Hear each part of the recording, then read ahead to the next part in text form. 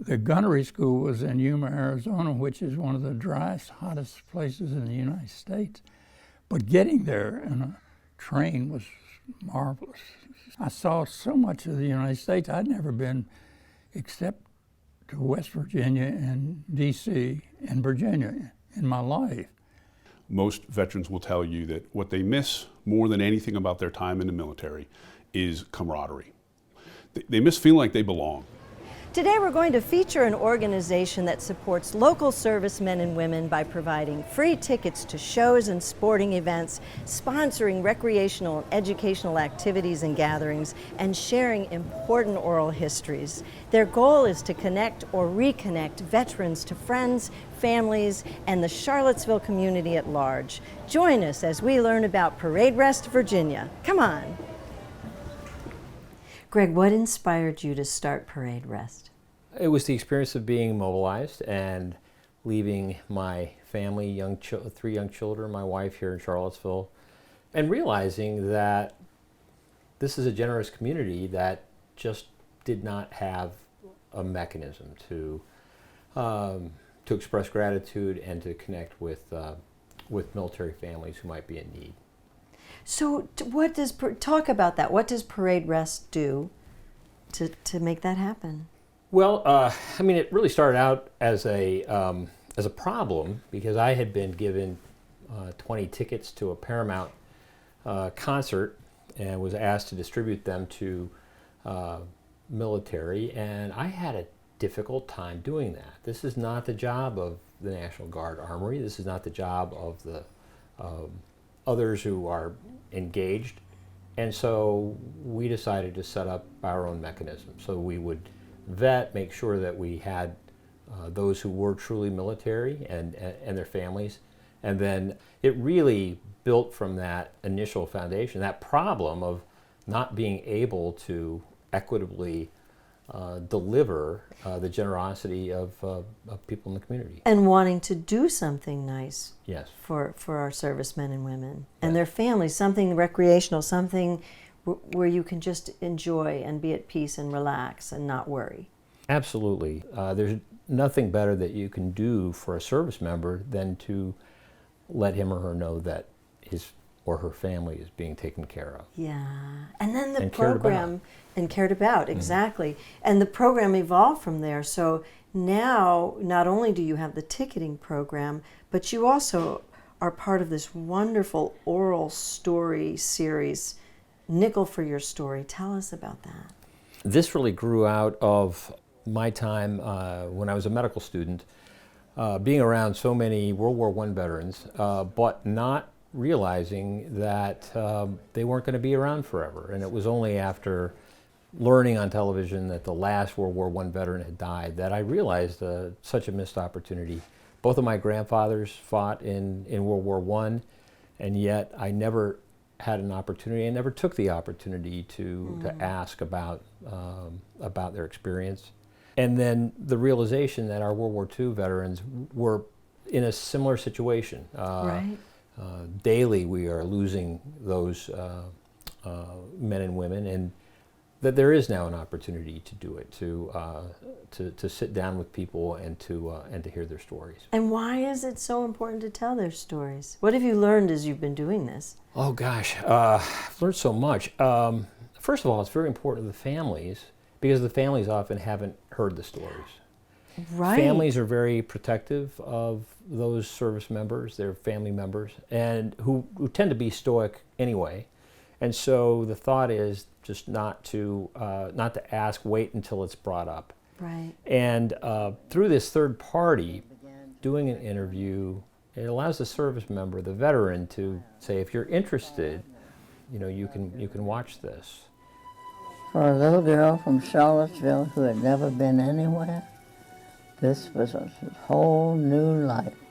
I've realized in talking with the students that they see me now, and they don't see me. I was 18 years old. I was 19 years old. I was just their age when I was doing this.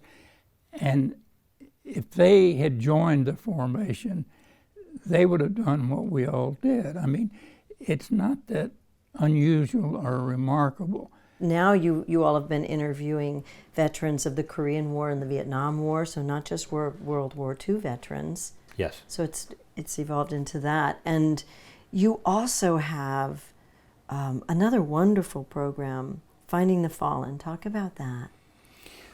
Well, in our conversations with the World War II veterans, the times of greatest emotion were about those that were left behind. People that they had gotten to know, friends that they made in the military who died during their service. And so there was kind of a feeling on our part that there was something we could do to honor those people. And so we focused on those from Charlottesville and Albemarle, and also those who attended University of Virginia. And war is such a great leveler. Those city and county people fought right alongside those from the university, and sometimes died Right. next to each other. Talk about how this program is connecting the community. After we first did our program at the Paramount Theater and showed those photographs that we had already been able to obtain, we were really gratified to receive photographs of those who we had not yet found photographs from. Right. From family members who were really touched by the fact that we were trying to remember and making this part of the community. But not only that, we also have gotten names of people that we didn't even have. And so to get contacts from Richmond and Lynchburg and various places saying, I understand you're interested in my uncle, I understand you're interested in my brother, here's a photograph of him, is really one of the best things about it, because it really is knitting the community together in I think a very meaningful way. Yes, and this is such a big part of Parade Rest, what you all are trying to do. And in doing your research for Nickel for Your Story and Finding the Fallen, you're finding, for example, B-17 flyers who didn't even know that they were both in the same community. Yes. And you're connecting. Yes. I mean, that's amazing. You know, the B-17 flyers, for example, there are very few of them left. And so to find people who are in their mid-late 90s, who are living independently, perhaps maybe 2 or 3 miles from each other, and they didn't know that, is really great in terms of having an opportunity to introduce them to each other. So there are serendipitous aspects of this that are particularly meaningful. Probably my favorite of the events that we do is called Our Community Salutes, because the whole point of it is to bring in high school graduates who are enlisting in the military. And we want them to know that this community cares about what they're doing, and to let them know that when they're done in their service, whether it's 4 years or 40 years, we'll be here waiting for them when they come back. It is a grassroots sort of thing. It grew here, and it continues to grow here with local populations, and there's so many of them that you'd never guess unless somebody goes to the trouble of searching it out. A lot of different people work together to make this happen. Talk about UVA's involvement. I mean, certainly University of Virginia has had a big stake in military service. They've always maintained an ROTC program, even during those times in the 60s and 70s, and have contributed greatly. And UVA students are actually conducting the interviews Yes. for Nickel for Your Story, right? And this is part of the Library of Congress's series. Yes.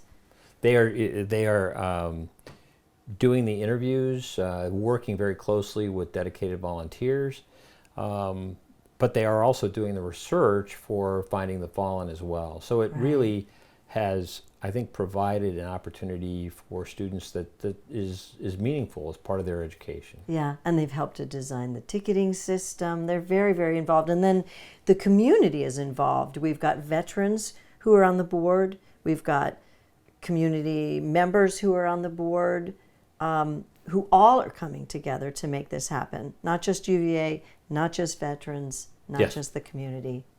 Everybody. And that's the way it should be. I mean, Right. if you think about the contribution of those in the city and the county and the university, a shared commitment with regard to national security and service, it only makes sense that this is something that they can work with hand in hand.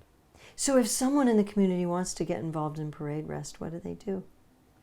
We have a website, and they can call the number on the website and let us know what they would like to do, their interest, or send us an email. I'll tell you, volunteers have just been so critical and fundamental to our success. And that's really what is so gratifying for us to see the community get engaged. You might have served in Afghanistan, and you might have served at an Air Force base in North Dakota, but you left your community and now you've come back, and reconnecting with family can be difficult sometimes. And providing an opportunity for those folks to connect at little or no cost is a great thing for us to do here, and that means a lot to me. There are not a lot of us. We all seem to be a little bit older than we were, but there were people that I would have passed on the street and you'd never think of them as veterans. And they all had interesting stories and interesting experiences. Parade Rest is really a platform through which we can connect the community and the military. Right. One of the things about Parade Rest is to find the commonalities and to record the stories so that future generations can benefit. And I believe you said that many of the veterans did not think of themselves as heroes at all. The people that they call heroes are the fallen. Yes, yes. And so especially honoring them is important. It's important to all of us. It's important to those family members who lost their members, but also to veterans and those of us in the community. And finding the fallen and securing their photographs makes it real for people, I think.